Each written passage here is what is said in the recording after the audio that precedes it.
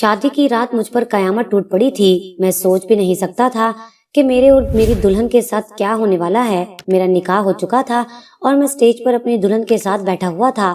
وہاں کچھ رسمیں وغیرہ ہو رہی تھی اور اس کے بعد رخصتی ہونی تھی۔ اسی وقت اچانک ایک لڑکا سٹیج پر آیا اور میری بیوی کے ساتھ بیٹھ گیا۔ اس نے مسکراتے ہوئے میری بیوی کا ہاتھ اپنے ہاتھوں میں لیا اور اسے سینے سے لگانے لگا۔ میری بیوی نے گھبرا کر اپنا ہاتھ اس کے ہاتھ سے چھڑوایا تو اس لڑکے نے اپنا ہاتھ میری بیوی کی کمر پر رکھ لیا۔ یہ سب دیکھ کر میرا دماغ خراب ہو رہا تھا۔ مجھے لگا ضرور یہ لڑکا میری بیوی کا عاشق ہے، تبھی تو اس کے ساتھ ایسی حرکتیں کر رہا ہے۔ میرا غصے سے برا حال ہو رہا تھا۔ میرے خاندان والے اور یار دوست باتیں بنا رہے تھے۔ اس سے پہلے کہ میں کچھ کرتا، میری بیوی کا بھائی سٹیج پر آیا اور اس لڑکے کو مارتا ہوا وہاں سے باہر لے گیا۔ سب لوگ حیرانگی سے میری بیوی کو دیکھ رہے تھے۔ میں نے سوچا کہ گھر جا کر اپنی بیوی کی خبر لوں گا کہ اس کا اس لڑکے سے کیا تعلق تھا۔ مجھے لگا تھا کہ میری شادی کسی بد کردار لڑکی سے ہوئی ہے اور پھر رسمیں کرتے ہوئے ہمیں کافی ٹائم گزر گیا تھا۔ دراصل ہمیں ایک سنسان راستے سے ہوتے ہوئے گھر پہنچنا تھا اور وقت کافی ہو گیا تھا۔ کالے رنگ کی بڑی سی گاڑی میں اپنی خوبصورت سی بیوی کو رخصت کروا کر لا رہا تھا۔ اچانک راستے میں میری گاڑی کا ٹائر پنچر ہو گیا۔ گاڑی میں اور میری بیوی ہی موجود تھے۔ گاڑی بھی میں خود ہی چلا رہا تھا۔ میں نے جلدی سے ایک مختصر راستہ اپنایا تھا جو سنسان سا تھا، جبکہ باقی کے لوگ بڑی گاڑی میں پکے راستے سے آ رہے تھے۔ میں نے سوچا کہ میں خود بھی اتر کر گاڑی کا ٹائر بدل لیتا ہوں۔ میں گاڑی سے اتر گیا اور گاڑی کا ٹائر بدلنے لگا۔ اچانک ہی میرے ہاتھ سے ٹائر چھوٹا اور ڈھلان سے ہوتے ہوئے آگے کی طرف بھاگنے لگا۔ ٹائر کو پکڑنے کے لیے میں تیزی سے اس کے پیچھے لپکا اور ٹائر پکڑ کر گاڑی تک آیا تھا۔ ٹائر بدلنے کے بعد جیسے ہی میں گاڑی میں داخل ہوا تو میرے ہوش اڑ گئے تھے، کیونکہ میری بیوی تو گاڑی میں موجود ہی نہیں تھی۔ پہلے تو میں نے ادھر ادھر تلاش میں نظر دوڑائی، لیکن جب اس کا کوئی اتا پتہ نہ ملا تو میں نے اپنے دوستوں کو بلا لیا۔ تھوڑی ہی دیر میں یہ بات ساری ہی باراتیوں میں پھیل گئی کہ حارث کی دلہن کہیں چلی گئی ہے۔ سب نے مل کر یہاں وہاں ہر جگہ تلاش کیا، لیکن میری بیوی نازیہ کو نہیں ملنا تھا اور نہ وہ ملی تھی۔ سب لوگ اس لڑکے پر الزام لگا رہے تھے جس نے میری بیوی کے ساتھ غلط حرکتیں کی تھی۔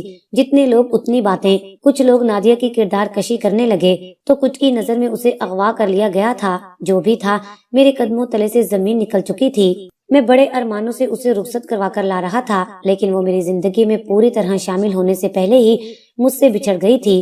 میں نے اور میرے دوستوں نے الگ الگ راستوں پر جا کر اس علاقے میں نازیہ کی تلاش کی تھی، لیکن سبھی نامراد لوٹ آئے تھے۔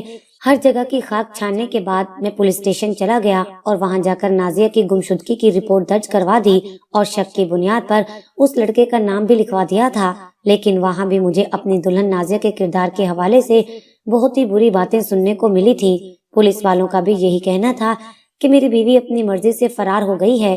کچھ پولیس والے تو باقاعدہ میرا مذاق اڑا رہے تھے کہ شادی کی پہلی رات ہی میری دلہن نے مجھے اتنا بڑا دھوکہ دے دیا ہے۔ میں نے جیسے تیسے رپورٹ درج کروائی اور تھکا ہارا گھر واپس آ گیا۔ سب کی نظروں میں میرا مذاق بن چکا تھا۔ نازیہ کے گھر والوں کو بھی اطلاع پہنچ گئی تھی۔ ان لوگوں نے بھی ہمارے گھر آ کر حد سے زیادہ ہنگامہ ڈال دیا تھا۔ ان کی نظر میں تو میں ہی گنہگار تھا جو ان کی بیٹی کا کچھ لمحے بھی خیال نہیں رکھ پایا تھا۔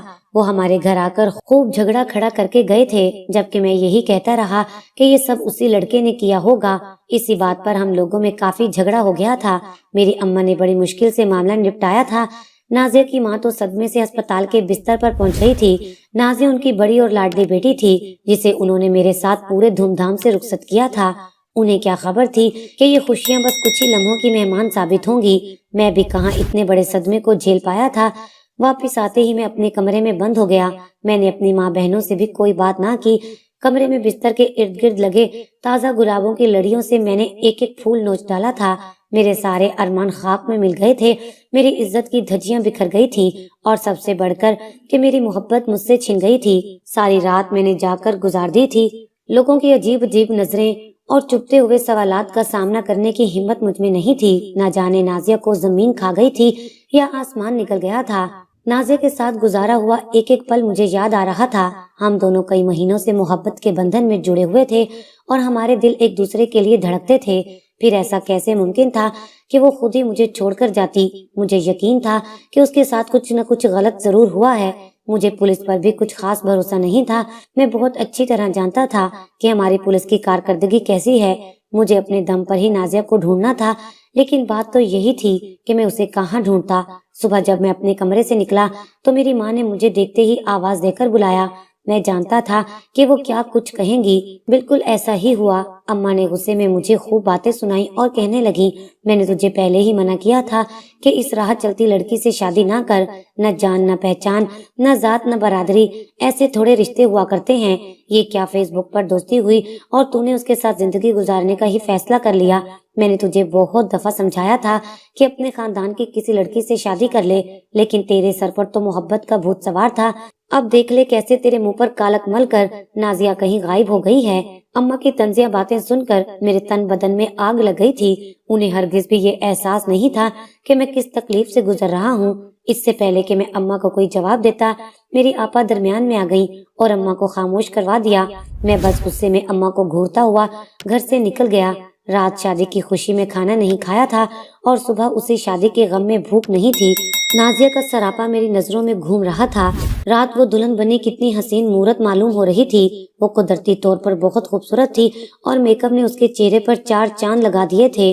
سرخ رنگ کا لہنگا پہنے وہ میرے برابر میں بیٹھی سارا وقت مسکراتی رہی تھی۔ خوشی اس کے چہرے سے ہی جھلک رہی تھی۔ پھر یہ کیسے ممکن تھا کہ وہ اپنی مرضی سے مجھے چھوڑ کر کہیں جاتی؟ وہ تو خود بھی مجھ سے محبت کی دعوے دار تھی۔ کچھ تو تھا جو میری نظر سے اوجھل تھا، یہ بظاہر نظر نہیں آ رہا تھا۔ میری اور نازیہ کی محبت کا آغاز فیس بک سے ہوا تھا۔ ایک گروپ میں ہم دونوں کی پہلی دفعہ بات چیت ہوئی اور پھر یہ سلسلہ میسج پر چل نکلا تھا۔ کچھ ہی دنوں میں بے تکلفی اتنی بڑھی، واٹس ایپ کا نمبر دے دیا۔ اس نے بھی بغیر کسی ہچکچاہٹ کے مجھ سے رابطہ شروع کر دیا تھا اور وہ بہت ہی پڑھی لکھی لڑکی تھی۔ اس سے بات کرتے کرتے گھنٹوں گزر جاتے تھے اور مجھے پتہ ہی نہیں چلتا تھا۔ دھیرے دھیرے ہم دونوں ایک دوسرے کے نزدیک آ گئے تھے۔ واٹس ایپ پر ہونے والی باتیں شرم و حیا کی حدود سے بالاتر ہو چکی تھی۔ دونوں جذبات کی روح میں اس قدر بہہ جاتے کہ یہ احساس تک نہ ہوتا کہ ہم اپنی تمام حدود پار کر چکے ہیں۔ نازیہ نے مجھے اپنی کئی تصاویر بھیج رکھی تھی، لیکن اب میں اسے باقاعدہ ویڈیو کال پر بات کرنے کے لیے تڑپ رہا تھا۔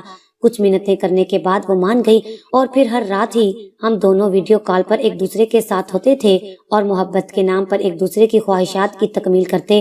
میں نے ہی رشتے کو آگے بڑھانے کی بات کی تو پہلے تو نازیہ نے کچھ وقت کی مہلت مانگی، لیکن جب میں نے بہت زیادہ اصرار کیا تو وہ مان گئی۔ میں نے اپنی اماں سے نازیہ کے حوالے سے بات کی تو اماں جلتے توے پر جا بیٹھی، کہنے لگیں کہ فیس بک کی محبت بھی بھلا کوئی محبت ہوتی ہے جس کی خاطر تو اسے گھر کی عزت بنانے پر تل گیا ہے؟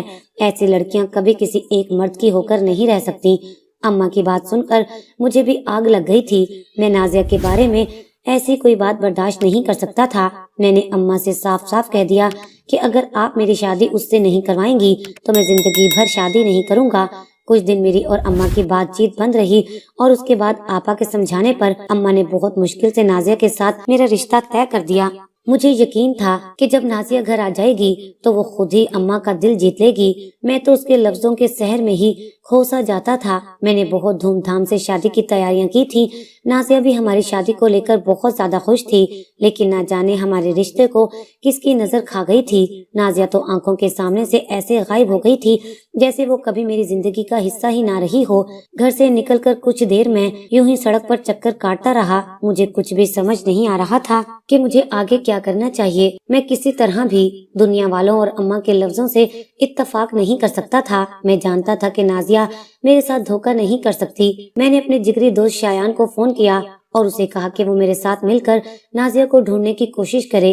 میں اپنی عزت کو ایسے ہی نہیں چھوڑ سکتا تھا۔ نازیہ میری محبت ہی نہیں بلکہ اب میری بیوی بھی بن چکی تھی۔ اس کا ملنا میرے لیے بہت ضروری تھا۔